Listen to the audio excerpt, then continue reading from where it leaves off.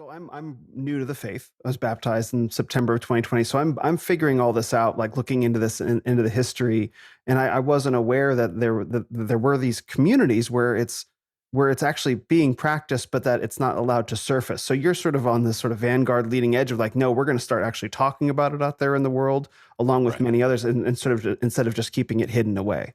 right.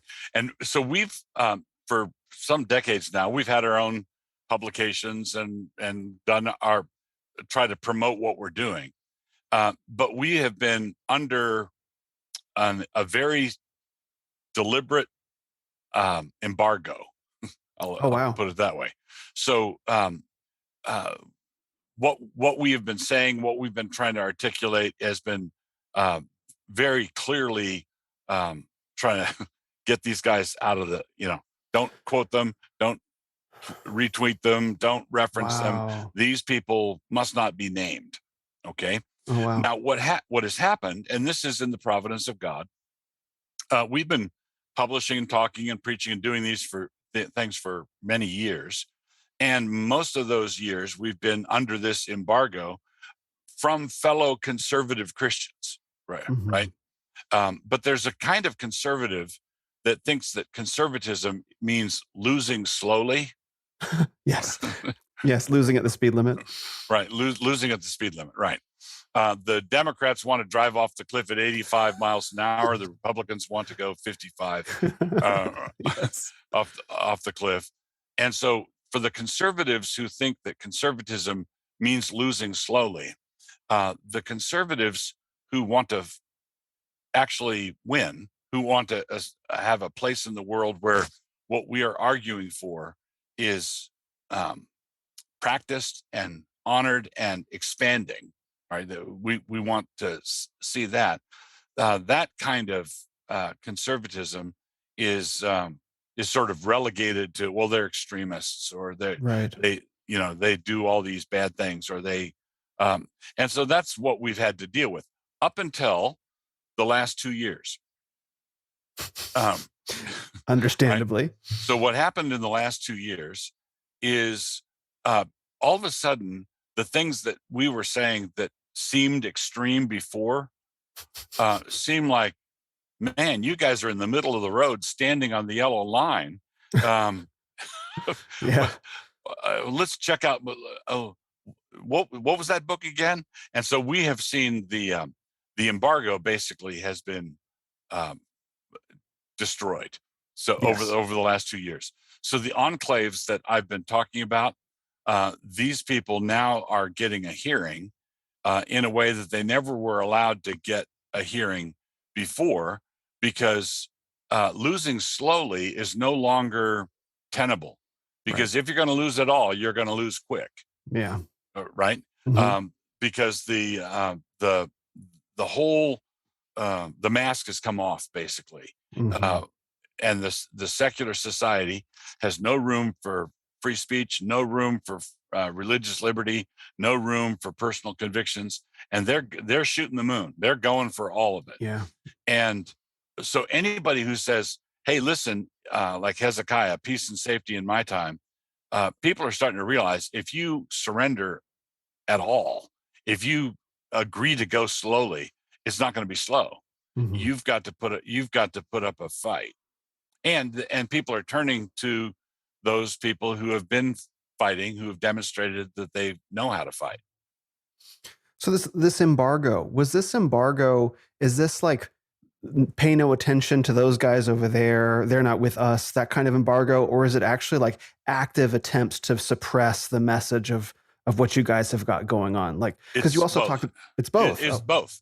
Yeah. okay. So, for example, I'll just give a generic example, but this Yeah. is the kind of thing that happened multiple times. We would contact some respected figure in the evangelical world because we are holding a conference here, and we would invite them to the conference, Hmm. and they would agree to come, and then pressure behind the scenes would be applied to them, and they would cancel. Wow. Okay. And it's not a matter of us guessing that a pressure was applied. We know that pressure was applied. Wow. And um and we won't.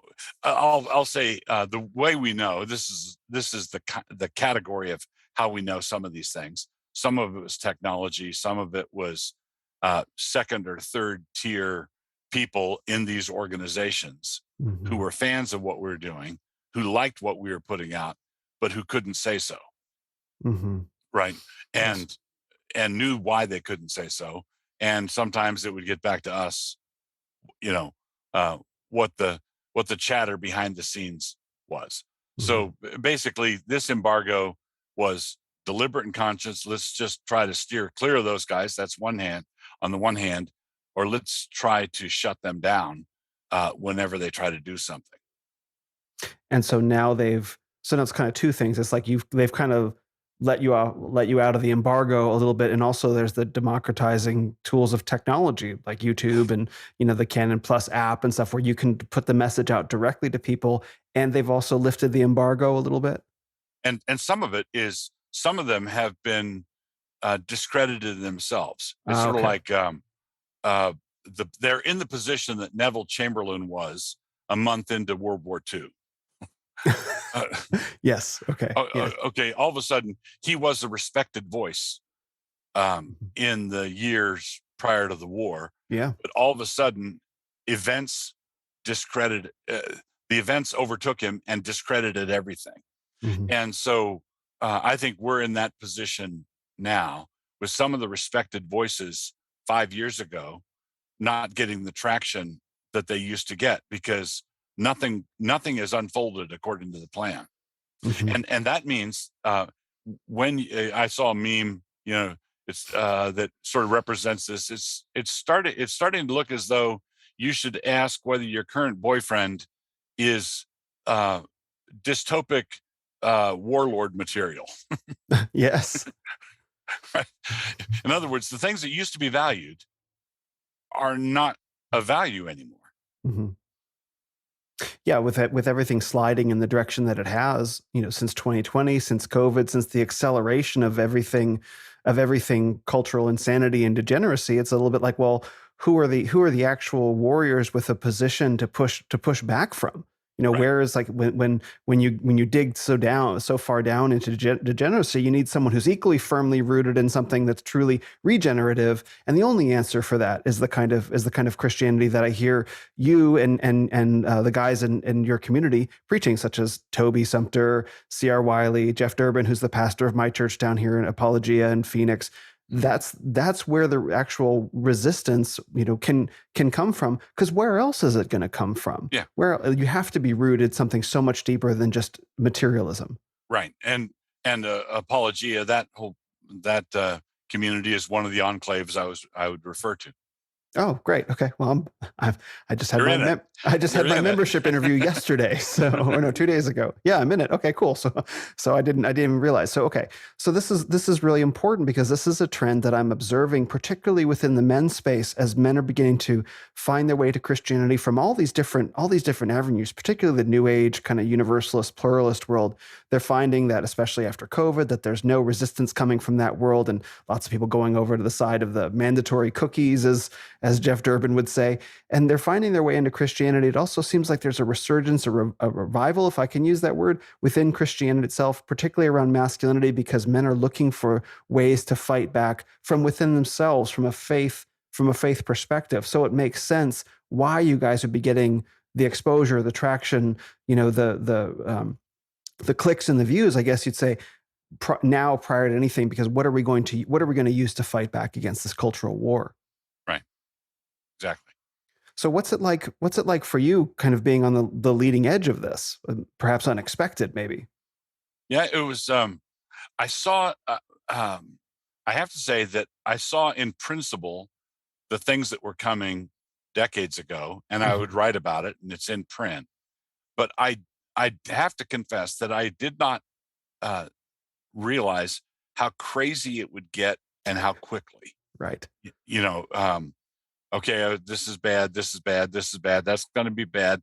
Then all of a sudden we're off a cliff, and um, yeah, and I would say things like in the past, um, if this keeps up, we're going to go off a cliff. I would say things like that, but seeing that you're going to go off a cliff and going off a cliff are two different experiences. That's awesome. Yes.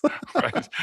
Yeah. So in one sense, I've been talking about this for virtually my whole adult ministry, Mhm. and in another sense, it's astonishing.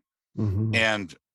And one of the things that one of the most astonishing things about it is that we've been talking about the need for fathers. The need. One of my books that I wrote maybe 10 years ago is called Father Hunger, Mhm. and so we've been talking about the need for father hunger, and I've been able to see the father hunger everywhere. Um, but uh, I have, did not see how hungry people, people who are famished, if there's a famine of Yeah. fatherhood, Mm. what happens? Well, what happens? One of the things that happens is land migrations, and we are now in the position where there's a great reshuffle happening all over the United States, where Mhm. California is emptying out, Yeah. right? Texas and Idaho are filling up Arizona. because, yeah, people are saying our fathers here in California are simply abusive fathers, Yeah. right? It's Abdicating. yeah, it's an abusive relationship. Yeah. I'm heading out, and we have in the last 2 years Awesome. here in Moscow, we have seen a massive influx of people who from all over the United States who are pulled up stakes and have moved here. And I've never seen anything like it. And that was one of the downstream consequences of all this that I hadn't anticipated. Just blew my mind because the notion of people who stay in California and celebrate California as being sort of, I guess, addicted to an abusive relationship with a father is something that I'm gonna have to spend a lot of time thinking about. But so okay, so I live in Arizona, and this is a conversation that many people are having here. It's like people are leaving the blue states and they're coming to the red states. And are they actually able to abandon their blue state values and come into reconciliation with the father when they move land? When they Right. move, like, are you experiencing that? Because that's the big question, right? I hadn't thought of it as a father oriented question, but you're absolutely right. Yeah. So you wanted the exhortation is we were thinking of doing an ad campaign of welcome to Idaho, wipe the blue off your feet. Oh, You know, it's good. Yeah. you know, don't move to Idaho and continue to vote the way you voted down there, Right. um, because you can't flee the downstream destructive consequences of that way of thinking. Hmm. It's like you don't want people fleeing or moving because they're about to have an illegitimate baby, and instead of being 8 months pregnant, they want to be 3 months pregnant. Right. That's not how this can only be addressed with with true repentance. It's not a Yes. geographical shift. It's not a political shift. Right. It has to be a fundamental question of repentance before God.